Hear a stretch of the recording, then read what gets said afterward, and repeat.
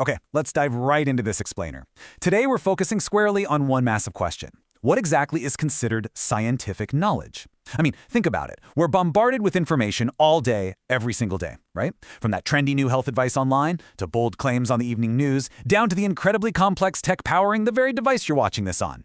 But how often do we actually stop to question the foundation of all that info? We are living in an era literally overflowing with data and opinions. So today we're going to separate fact from fiction by looking at the true bedrock of science. But to really appreciate what makes knowledge truly scientific, we first have to take a hard look at our own, immensely flawed day-to-day methods of gaining knowledge. Seriously, think about this for a second. How do you actually know something is true? When and from whom do you just accept an explanation as absolute fact? Because before we even get to the extreme rigor of professional science, we have to navigate the messy, highly subjective reality of human reasoning. To test our everyday logic, let's look at a highly relatable, kind of lighthearted debate straight from our source material. Imagine, I strongly feel, in my absolute heart of hearts that my cat, Misha, loves me the most. I don't just think it, I feel it in my bones. I know it. But is that intense, burning personal feeling actually a valid basis for objective knowledge? Have you ever argued with someone where you both just knew you were right? Where does that actually leave you? Pitting my belief against my fiancé's opposing belief, because obviously he firmly believes Misha loves him more, doesn't get us a single inch closer to the truth. Simply believing something doesn't make it so. Strong beliefs can turn out to be completely false. Two opposing beliefs just create a stalemate. Neither of us learns anything real about the world. Okay, so we often rely on other sources when our intuition fails us. But whether it's the consensus of a massive crowd or the opinion of a single, highly respected expert, well, those are flawed too. I mean, majority rules once told us the Earth was flat, right?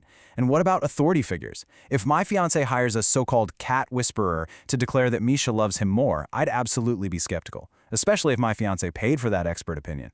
Their reputation and their paycheck rely entirely on getting their views accepted, which heavily taints the truth. So, what if we just casually observe? I might notice Misha always sits on my lap after I get home from work. Boom. Proof, right? But wait, I might be selectively perceiving the world here, conveniently forgetting that Misha always sits on my fiancé's lap during breakfast. Let's be honest, we all do this. We cherry-pick the evidence that supports our worldview and conveniently ignore the rest. Human logic and informal observation are incredibly susceptible to error. Enter the scientific method, systematic observation, and consistent logic. To escape these endless logical fallacies, emotional biases, and subjective standoffs, we desperately need a systematic approach to finding the truth. We need a method entirely free from bias, combined with consistently applied logic, to ensure our explanations of the world are actually valid. Let's look at the 6 essential principles of the scientific method. These are what will finally help us solve the mystery of Misha the cat, and more importantly, help us understand what truly separates an everyday assumption from an ironclad scientific fact. First up is empirical testability. This basically means that if a hypothesis cannot be tested with real-world physical data or observations, we just can't scientifically evaluate it. Whether you're testing the laws of gravity, the efficacy of a brand new medical drug, or even just pet behavior, a scientific claim must interact with the observable universe. It absolutely has to be grounded in something physical that we can measure. Let's apply this. We obviously can't sit Misha down, hand him a pen, and ask him to fill out a survey about his complex feelings. If we both agree that a cat is unable to express human emotions in a way we can directly converse about, we have to figure out a physical behavior to observe. If there's nothing physical to observe, like, say, lop-sitting time or purring volume, the hypothesis simply fails right here. Now, consider the concept of replicability. A one-time result could just be a total coincidence, a weird fluke of nature, or just a measurement error. For a scientific hypothesis to be plausible, it needs to be confirmed repeatedly. And to do that, your study must be designed in a way that allows it to be repeated by others under the exact same conditions. So if I observe that Misha sits on my lap twice as long as my fiancé's this week, well, that's great. But to be considered plausible scientific knowledge, we need to show that this result repeats consistently over the following weeks. And if something drastic happens to our environment, or, if the cat unfortunately passes away after week 1, the study is no longer replicable and we can't fully verify the hypothesis. Science relies on patterns, not anomalies. The third principle, objectivity, requires us to remove subjective interpretation entirely. It literally means it shouldn't matter who is performing the study. Science isn't some private club. It's a universal language. Anyone reading your procedures should be able to conduct the exact same observation and get the exact same results, whether they're in Tokyo, London, or my living room. If I quietly decide to count face rubbing as a primary measurement of love, but I don't explicitly agree on that definition with my fiancé, our measurements are completely subjective. I might count 20 expressions of love while he counts 5, simply because we're using different hidden metrics. And when researchers use hidden metrics, their results become completely incomparable and, frankly, scientifically useless. Closely related to objectivity is transparency. In science, there are no secret recipes. You must clearly and publicly define every single assumption, concept, and procedure used in your research. You cannot hide your methods or your raw data behind closed doors. You literally have to lay all your cards on the table. Why? So that anyone, not just your most loyal supporters, but your absolute fiercest critics, like, say, a highly competitive fiancé, can attempt to replicate your findings accurately.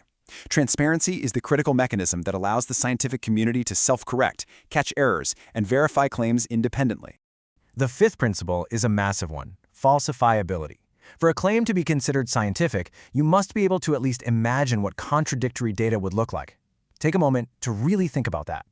If you can't even picture the type of evidence that would prove you wrong, your hypothesis cannot be disproven, and therefore, it cannot be scientifically tested. This is exactly what separates scientific knowledge from strong religious or pure ideological belief.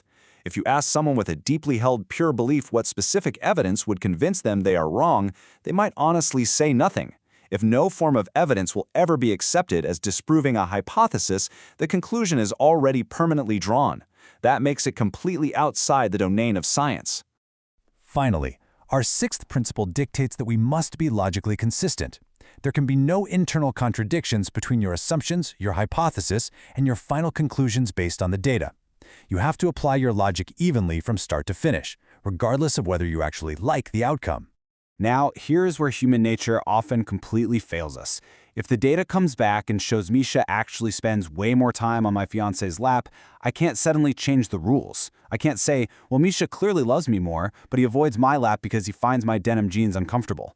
Actually, scratch that. Doing that is changing the interpretation after the data is already in, just to save your original hypothesis. That's a massive logical inconsistency. It makes your claim unfalsifiable because you'll always just twist the narrative to ensure you win. The scientific attitude. So we've got these 6 rigorous principles: empirically testable, replicable, objective, transparent, falsifiable, and logically consistent. But here's the catch. Even if you follow all 6 perfectly on paper, the scientific method only actually works if you approach it with the absolute right mindset. Science functions exactly like a brutal evolutionary system for ideas. To find the absolute best explanations for how the world works, researchers have to be highly critical of their own work. They must openly accept critique from others. And, honestly, perhaps the hardest part of all, you have to be willing to let your favorite, most cherished pet hypotheses die so that only the most plausible, fittest hypotheses survive. Which brings us to the end of our explainer today. I want to leave you with this final, slightly uncomfortable thought to challenge your own critical thinking as you go about your week. What deeply held everyday belief of yours, your own personal pet hypothesis, do you think wouldn't survive the rigorous test of the scientific method?